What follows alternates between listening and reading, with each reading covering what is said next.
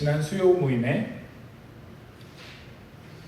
하나님 나라가 무엇인가요? 라는 질문을 제가 수없이 했습니다. 하나님 나라가 뭔가요? 하나님 나라가 뭔가요? 라고 수없이 했습니다. 네, 사람은 보통 질문을 받으면 당황합니다. 저도 질문 받으면 당황을 많이 해요. 그래서 땀이 날 때도 있고, 이게 말하면서도 정답인 줄 알면서도 이게 맞나 생각할 때도 있고 할 때가 있습니다. 여러분은 하나님 나라 하면 무엇이 떠오르시나요? 우리 다시 3주간, 앞으로 3주간 하나님 나라에 대해서 좀 더 우리가 성경 전반에서는 어떻게 이야기하고 있는가, 하나님은 어떤 계획을 가지고 계시고 하나님의 나라라는 것이 우리 가운데 어떻게 이루어지며 또 어떻게 이루어질 것인가에 대해서 3주간 나눠보려고 합니다. 오늘 시작이니까 그 시작답게 창세기 1장이 본문이 되었습니다. 우리가 이 하나님 나라를 자꾸 이야기하는 이유는 예수님께서 가르치셨던, 예수님께서 우리에게 말씀해 주셨던 핵심 내용 가운데 하나가 하나님 나라이기 때문입니다. 그래서 공간복음이라고 우리가 부르는 마태, 마가, 누가복음에서는 예수님의 첫 마디를 이렇게 기록합니다. 회개하라, 하나님 나라가 가까이 왔다. 마태복음에서는 천국이 가까이 왔다라고 했는데, 이 천국이 하늘나라라는 것에 대해서 우리 여러 번 설명드렸죠. 하늘이라고 하면 우리는 어떤 공간적으로 하늘을 생각하지만 당시 이스라엘 사람들은 하늘 하면 하나님께서 통치하시는, 하나님께서 계시는 그곳을 떠올렸습니다. 그래서 하늘나라 하면 하나님 나라라고 당연하게 떠올렸던 것입니다. 그러니 천국과 하늘나라는 같은 개념입니다. 이 하나님 나라가 어떤 도덕적인, 어떤 장소적인 개념이 아니라 예수님께서 오셔서 선포하신 하나님 나라라는 것은 우리에게 주어지는 하나님의 나라, 하나님의 통치임을 우리가 여러 번 나누었습니다. 그런데 감사하게도 이것이 우리에게는 잘 와닿지 않아서 제가 여러 번 설교해도 늘 새롭게 들린다는 게 감사한 이야기죠. 네, 하나님의 통치. 왜냐하면 우리는 너무 나라라는 것에 대해서 이미 젖어 있는 생각, 개념이 있기 때문입니다. 이 나라의 의미에 대해서 우리가 한번 정립하고 넘어갈 필요가 있습니다. 우리는 나라 하면 당연하게도 영토를 생각합니다. 우리 성도님 중에 한 분이 몇 주 전에 호주를 다녀오셨죠. 호주. 다른 나라를 다녀왔다 하면 다른 나라라는 공간으로 우리가 가는 것을 생각합니다. 그래서 하나님 나라라는 것을 생각할 때도 우리가 너무 쉽게 막연하게 천국이라는 사후세계로서 존재하는 천국을 떠올립니다. 그러니 지금 이 땅은 천국과 완전히 분리된 곳이고 우리는 천국을 소망하며 사는 존재로서 남아있게 됩니다. 그러나 성경 전반에 흐르고 있는 개념은 그렇지 않습니다. 하나님 나라라는 것은 구약에서는 히브리어로 말쿠트라는 단어를 썼고 신약에서는 헬라어로 바실레이아라는 단어를 사용했습니다. 이 두 단어 모두 영토적인 개념이 아닙니다. 왕이 통치하는 것에 대해서 이야기하는 것입니다. 그 행위에 대한 이야기입니다. 그러니 하나님 나라라는 것은 하나님께서 통치하시는 곳이라는 의미를 가진다는 것입니다. 그래서 하나님 나라가 가까이 왔다라는 말은, 예수님께서 선포하신 하나님 나라가 가까이 왔다라는 말씀은 하나님께서 다스리시기 시작하신다. 하나님의 다스리심, 하나님의 통치하심이 우리 가운데 이루어지고 있다라는 말씀과도 같습니다. 그러니 하나님 나라는 곧 하나님의 통치를 말합니다. 이것이 중요한 개념입니다. 하나님 나라는 장소가 아니라 통치를 말하는 것입니다. 하나님께서 통치하시는 곳이 곧 하나님의 나라입니다. 그러면 우리는 여기서 한 가지 질문을 가질 수 있습니다. 우리는 하나님의 통치를 받고 있는가? 범위를 줄여서 그렇다면 나는 하나님의 통치를 받고 있는가? 이걸 통해 내가 하나님 나라에 살고 있는지 혹은 하나님 나라의 시민이 되었는지를 점검해 볼 수 있다는 것입니다. 통치를 받고 있다는 것은 내 삶의 주인이 바뀌는 것입니다. 그래서 우리 양육할 때 주인이 바뀌었냐 바뀌지 않았냐를 먼저 점검하는 시간을 우리가 풍삼초를 통해서 확인합니다. 내 삶의 주인이 지금 바뀌었는가? 나는 하나님을 내 삶의 주인이라고 고백하고 있는가를 점검하는 것입니다. 하나님이 우리의 삶의 주인이 되는 것은 알겠는데, 그러면 하나님이 우리의 삶의 주인이 되셨다면, 하나님이 우리의 삶의 통치자가 되셨다면, 그러면 나라는 존재, 우리는 어떠한 위치에 있는가라는 질문이 따라오게 됩니다. 그저 우리는 하나님은 주인이시고 노예처럼 하나님께서 시키시는 대로 살아가는 존재인가? 그저 하나님을 예배하는 것이 전부인, 이렇게 예배드리는 것이 전부인 존재인가? 이것을 오늘 본문을 통해서 살펴보고자 합니다. 우리는 분명히 노예가 아닙니다. 하나님은 우리를 그렇게 부르고 있지 않으십니다. 하나님께서 태초에 창조하실 때 가지셨던 그 계획이 어떠한 계획인지 오늘 명확하게 보고 그 계획에 걸맞은 삶으로 살아내는 우리 모두가 되기를 바랍니다. 이 창세기 1장에서 하나님의 형상이라는 중요한 단어가 나옵니다. 오늘 본문에서만 하나님의 형상이라는 단어가 나오는데 26절에 이렇게 말씀하고 있습니다. 하나님이 말씀하시기를 우리가 우리의 형상을 따라서 우리의 모양대로 사람을 만들자라고 말씀하십니다. 창세기 1장 우리가 너무 잘 알다시피 하나님께서 천지를 창조하신 것에 대한 대략적인 이야기가 기록되어져 있습니다. 하나님께서 천지를 말씀으로 창조하십니다. 말씀으로 창조하실 때는 단순하게 창조하십니다. 빛이 있어라를 시작으로 하셔서 명령으로서 말씀하십니다. 그런데 여섯째 날에 와서 사람을 창조하실 때는 하나님께서 이렇게 말씀하십니다. 우리가 우리의 형상을 따라서 우리의 모양대로 사람을 만들자라고 말씀하십니다. 우리의 형상을 따라서 우리의 모양대로 사람을 만들자. 하나님은 여기서 인간을 얼마나 마음을 담아서 창조하고 계신지 우리가 볼 수 있습니다.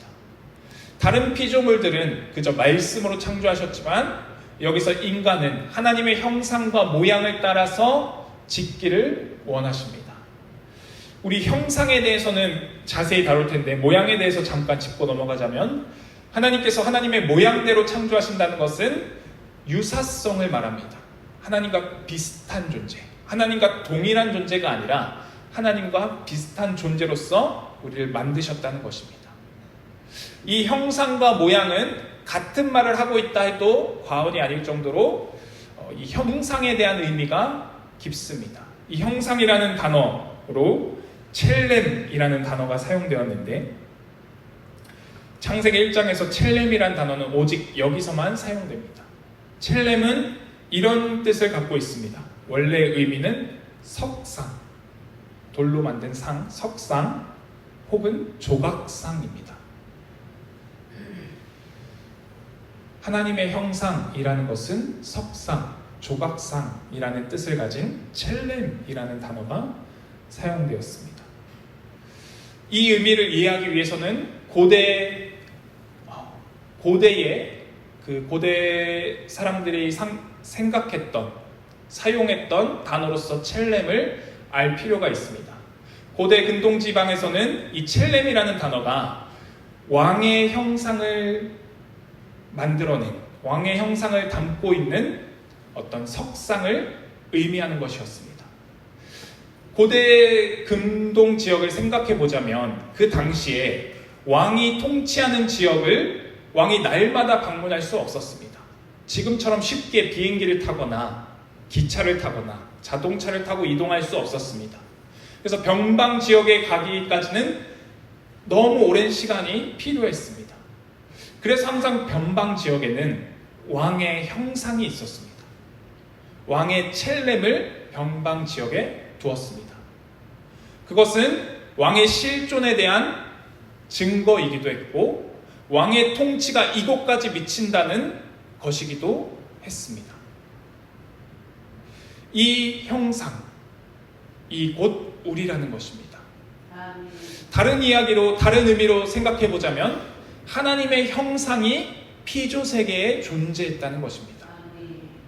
다른 피조물들 가운데 하나님의 형상을 세우시고 그 형상을 통해서 하나님께서 통치하시기를 원하셨다는 것이죠. 하나님의 통치는 하나님의 형상을 통해서 드러난다는 것입니다. 누가 하나님의 형상입니까? 바로 우리가, 바로 내가 하나님의 형상이라는 것입니다. 그러니 하나님은 우리를 통해서 하나님의 통치를 드러내기 원하셨다는 것입니다. 신의 형상을 가진 자가 바로 우리입니다. 고대 사람들의 생각 속에는 신의 형상은 단 한 사람이었습니다. 오직 왕만이 신의 형상을 가지고 있었습니다. 파라오만이 신의 형상을 가진 자이었던 것입니다. 그러나 성경은 우리에게 증언하기를 사람이 곧 하나님의 형상이다 라고 증언하고 있습니다. 남자와 여자를 만드셨는데 그것은 하나님의 형상과 모양을 따라서 지음받은 존재라는 것입니다. 그러니 고대 사람들에게 이 증언은 굉장히 혁명적인 증언이었습니다. 왕만이 하나님의 형상이 아니라, 왕만이 통치자가 아니라 하나님께서는 모든 사람을, 모든 인류를 하나님의 형상으로서 만드셨다는 것입니다.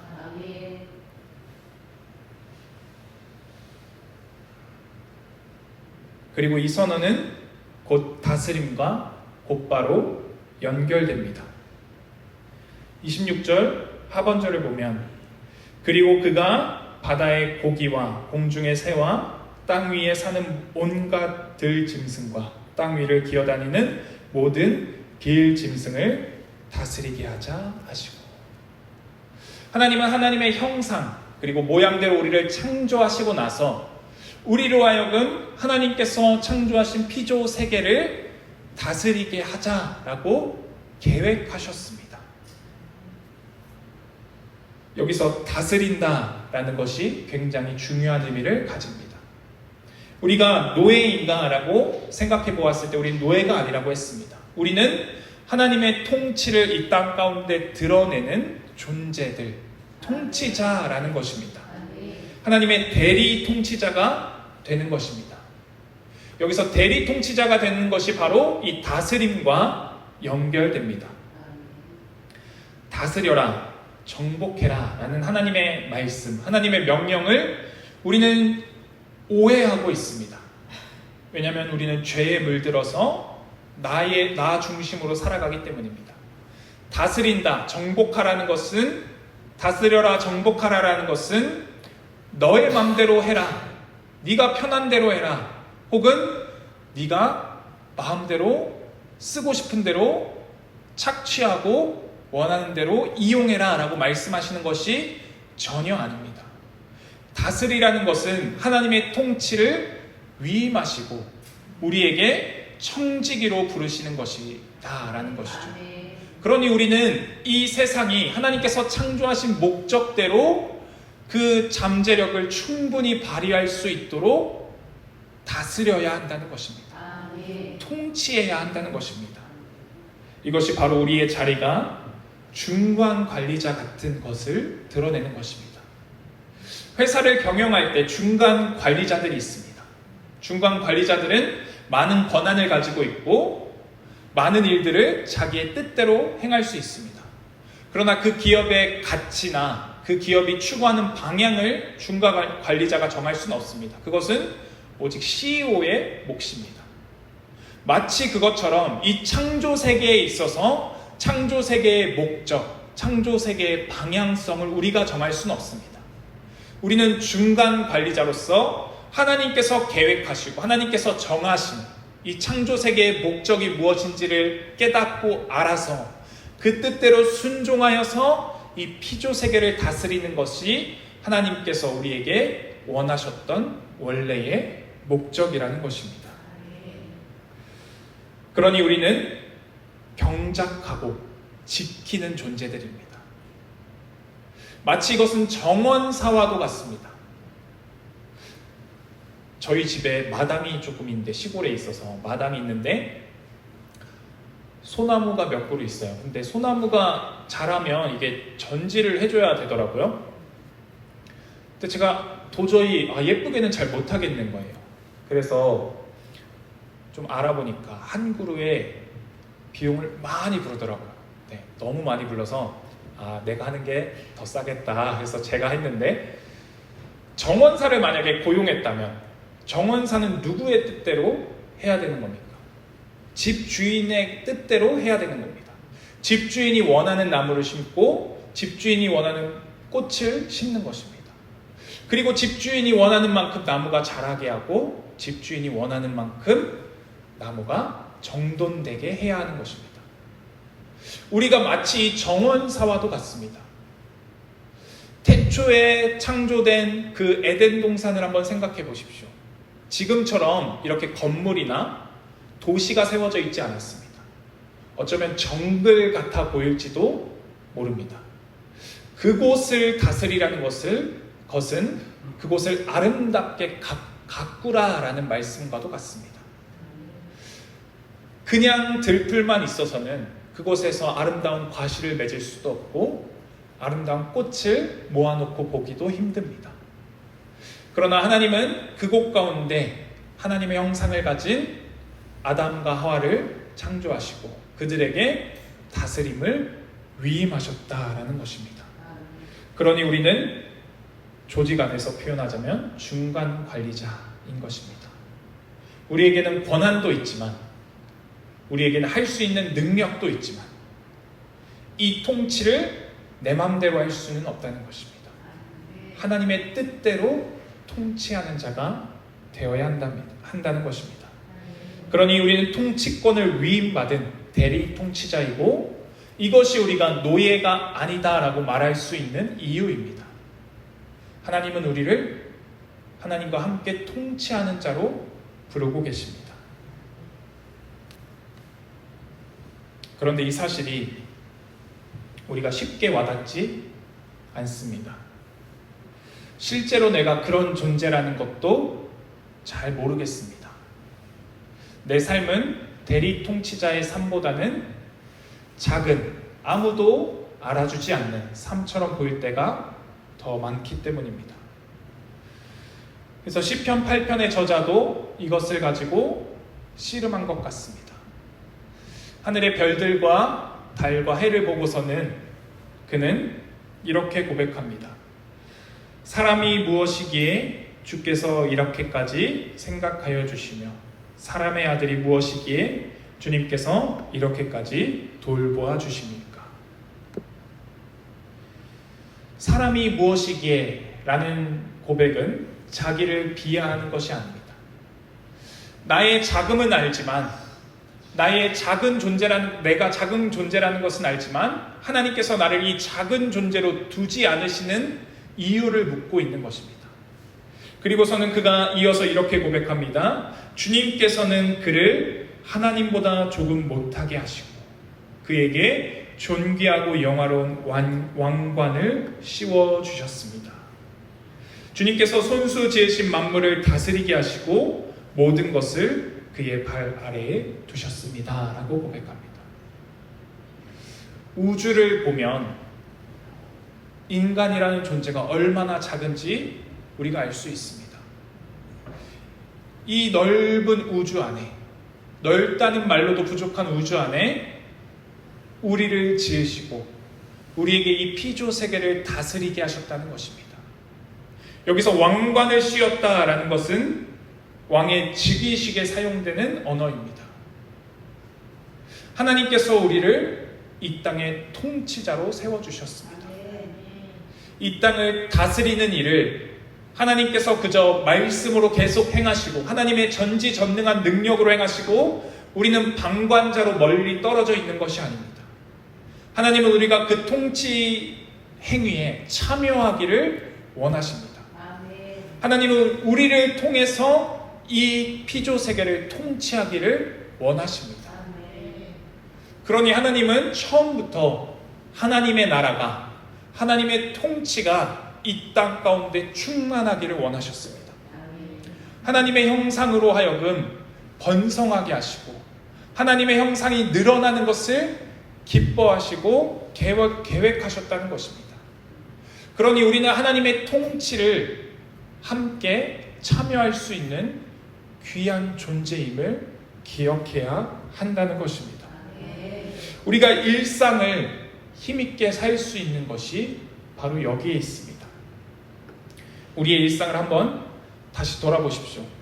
우리가 너무 보잘것없다고, 너무 작은 일이라고 생각하는 그것이 하나님의 통치에 참여하는 일임을 기억하십시오. 밥하는 것이 작은 일이다라고 말하는 분들도 계셨습니다. 그때마다 제가 그것이 작지 않다라고 이야기했는데, 왜냐하면 이런 의미입니다. 밥하는 것은 어쩌면 하나님의 피조물, 피조 세계 속에 있는 자라나는 것들을 통해서 아름다운 작품 같은 맛있는 음식을 만들어내는 것입니다.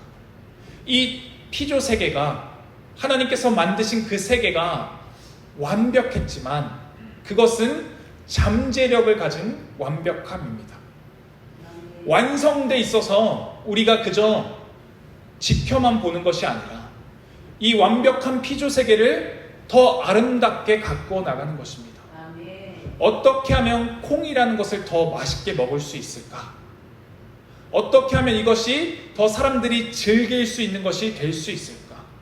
어떻게 하면 우리가 피조 세계를 더 누릴 수 있을까? 하나님은 우리가 피조 세계를 누리는 것을 기뻐하십니다. 그것을 우리가 여러 요리로 해서 먹습니다. 우리의 피조 세계가 우리에게 주어진 곳이라는 것을 잊지 말아야 합니다. 하나님은 천국, 우리가 생각하는 그 천국, 죽어서 가는 사후 세계로 이 피조 세계를 분리해 놓지 않으셨습니다. 피조 세계가 곧 하나님의 통치가 완전하게 이루어질 곳입니다. 우리가 하는 그 일, 회사에 나가서 경영하는 일이든, 집에서 가족을 돌보는 일이든, 자녀를 낳고 양육하는 일이든, 그 모든 것이 하나님의 통치에 참여하고 있는 것임을 깨달아야 합니다. 그때 우리의 삶에 일상을 살아갈 수 있는 힘이 주어지는 것입니다. 전혀 작지 않은 일에 우리가 부름받았습니다. 하나님께서 부르신 그 자리가 우리에게 가치 있고 의미 있는 자리라는 것입니다. 그리고 한 가지 더 나아가서 우리는 하나님의 형상으로 지음받은 존재들입니다. 나의 자리, 나의 위치, 나의 존재는 다른 그 무엇으로 결정되지 않습니다. 이미 하나님의 창조에서부터 우리는 하나님의 형상으로 지음받은 이들입니다. 그러니 내가 누구인지를 기억하십시오. 그리고 또한 내 이웃이 누구인지를 기억하십시오. 하나님의 형상으로 창조된 이들이라는 것입니다.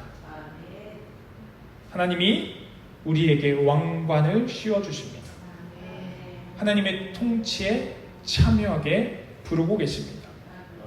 그 왕관은 우리의 감정으로 혹은 우리의 어떤 작은 행위들로 취소될 수 없는 것입니다. 우리가 하나님의 통치를 인정하고 그분을 주인으로 받아들인다면 우리는 여전히 하나님과 함께 통치하는 하나님의 형상임을 잊지 않아야 한다는 것입니다. 그러니 이번 주 한 주간의 삶을 살아가시면서 한번 이렇게 질문해 보십시오. 나는 하나님의 통치에 순종하는 삶을 살고 있는가? 나는 하나님의 다스림에 동참하고 있는가? 혹은 내가 왕이 되어서 내가 하고 싶은 대로 살아가고 있는가?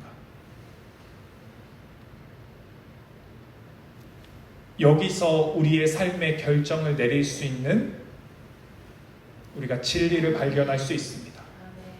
내 뜻이 아니라 아버지 뜻대로 라고 고백하셨던 예수님의 고백처럼 우리 또한 내가 원하는 대로 통치하는 것이 아니라 내가 원하는 대로 다스리는 것이 아니라 하나님의 뜻대로 다스리는 자가 되어야 한다는 것입니다. 오늘 우리는 창세기 1장을 통해서 하나님께서 태초에 계획하셨던 그 아름다운 계획을 살펴보았습니다. 그러나 우리는 너무 잘 알고 있습니다. 이 아름다운 계획이 하나님의 뜻대로 아름답게 이어지지 않았다는 것을 알고 있습니다. 몇 장 못 가서 3장에서 아담과 하와는 하나님을 거역하고 하나님의 뜻에 반역하게 됩니다. 그 죄로 말미암아 물든 세상은 더 깊은 반역으로 흘러가는 것이 창세기 전반부의 기록입니다. 하나님은 이곳에 죄로 물든 이곳에 포기하지 않으시고 그리스도를 보내주시어 그 뜻을 회복하셨습니다. 그것이 예수님께서 증언하신 회개하라 천국이 가까이 왔느니라 라는 말씀에 담긴 의미입니다. 우리는 하나님의 통치를 회복한 시대를 살고 있습니다.